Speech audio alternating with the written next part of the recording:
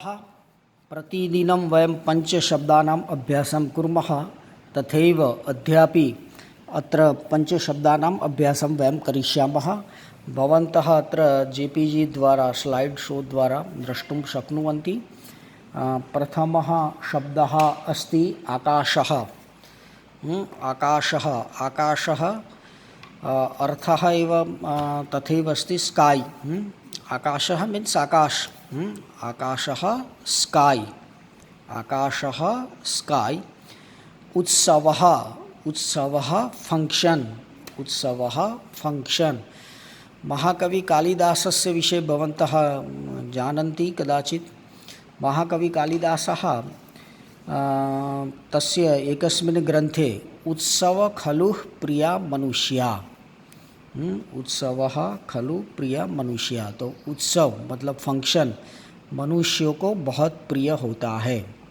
उत्सव फंक्शन मनुष्य को बहुत प्रिय होता है। उत्सवः खलु मनुष्याः। उत्सवः खलु प्रिय मनुष्याः इति। तो कृषकः कृषकः खेडूत फार्मर खेडूत। कृषकः खेडूत। उत्सवः कार्यक्रमः फंक्शन। मेघः बादल मेघः बादल। प्रकाशः तो प्रकाशः का प्रकाश ही होगा अर्थ लाइट कर सकते हैं। प्रकाशः प्रकाश। तो आकाशः स्काई आकाश। उत्सवः कार्यक्रमः फंक्शन। कृषकः फार्मर। मेघः मेघ बादल। प्रकाश प्रकाशः प्रकाश। प्रकाश इत्युक्ते लाइट। तर्हि पञ्चशब्दाः सन्ति। आकाशः उत्सवः कृषकः मेघः प्रकाशः।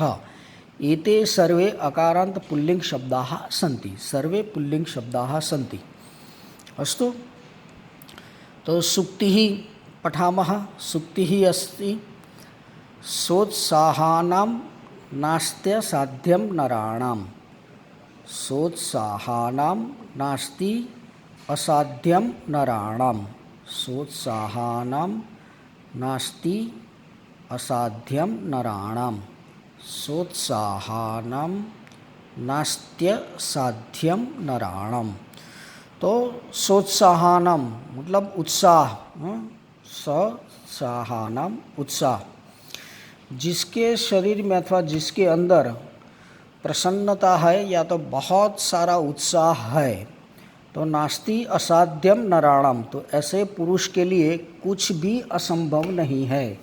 आपको कुछ कार्य करना है, संस्कृत पढ़ना है, संस्कृत लिखना है, संस्कृत बोलना है, तो आप में अगर उत्साह है तो आप आराम से संस्कृत पढ़ सकते हैं, लिख सकते हैं, बोल सकते हैं।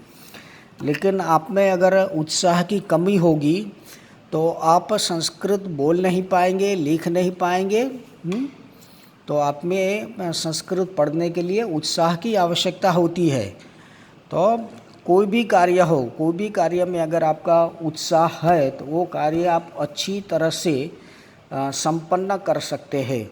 अगर आप में उत्साह नहीं है तो आप कोई भी छोटा भी कार्य आप ठीक से नहीं कर पाएंगे।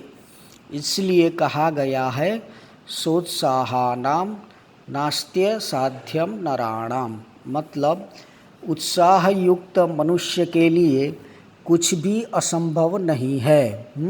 उत्साह युक्त मनुष्य के लिए कुछ भी असंभव नहीं है। ठीक है। तो आपको सूक्ति समझ में आ गई होगी। तो ऐसे ही आप उत्साह बना के रखिए तो आप अच्छी तरह से संस्कृत बोल पाएंगे, संस्कृत लिख पाएंगे और संस्कृत अच्छी तरह से पढ़ पाएंगे। मतलब आपको उत्साह की आवश्यकता है। और मेरे ख्याल से यहाँ 36 लोग उपस्थित है। तो 36 लोगों में संस्कृत पढ़ने के लिए उत्साह है। इसलिए आप उत्साह के कारण अच्छी तरह से संस्कृत बोल पाएंगे, लिख पाएंगे। ठीक है। और पढ़ भी पाएंगे। तो संस्कृत क्यों? तो संस्कृत भारत के अमूल्य ज्ञान भंडार को जानने के लिए। वाय संस्कृतम संस्कृतम किमर्थम। तो संस्कृत क्यों? तो संस्कृत भारत के अमूल्य ज्ञान भंडार को जानने के लिए। अस्तु।